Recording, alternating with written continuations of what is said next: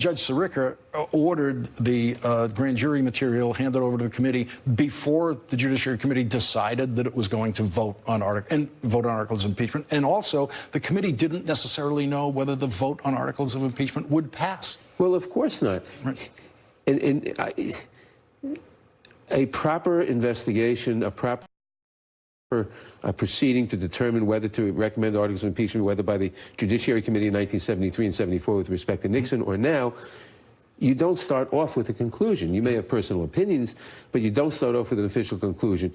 You examine the evidence and you make a conclusion. Now, I think personally the evidence is very strong on a dozen different impeachable offenses, but that's my personal opinion at the moment.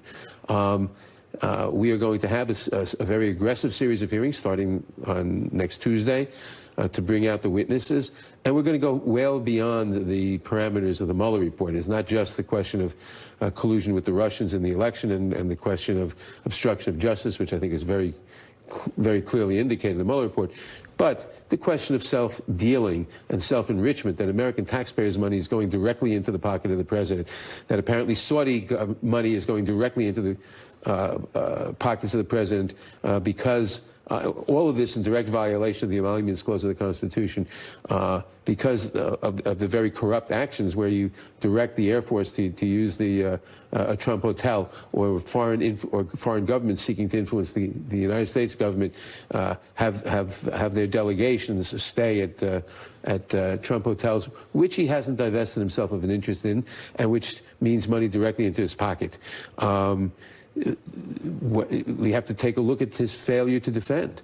I mean, there's ample evidence. There's plenty of evidence that Mueller testified to this. The Senator Coates, the former head of the Director of National Intelligence, that we're under attack now by the Russians in terms of the integrity of our election, that we're expecting that they will try to intervene, and others in our election next year. And has the president done anything to carry out his oath to protect and defend the Constitution, to see that the laws against election interference are faithfully executed? I think not. That's another grounds for impeachment. The fact that he has, in fact, defied all congressional subpoenas is an obstruction of the work of Congress. The central purpose of impeachment is not to punish crimes. The central purpose of impeachment, as described by the framers, the Federalist Papers, etc., is to prevent the aggrandizement of power by the president, to protect liberty, to protect the separation of powers, to prevent the president from assuming power over the Congress and over the judicial branch.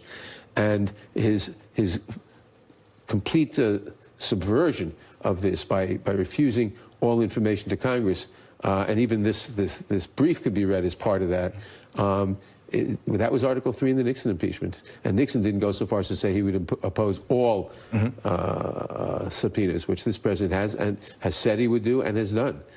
So I think that there are some very, very serious reasons. And some people say, by the way, why should we impeach the president? The Senate would never convict anyway. I think it's very important that this kind of conduct, if you can prove it, be called out, that the Constitution must be vindicated, and that a president and the next president and the one after him or her has to know you can't do this sort of thing. You have to protect the institutions of government so that power is not centralized, so you don't evolve gradually into a dictatorship. Is Stormy Daniels going to be a witness in front of your committee? I don't know if she will be, but the misuse of or the payments to the women, to Stormy Daniels and I forget the name of the other woman, to prevent that information from coming out in order to influence the election, is certainly something that we're going to look at.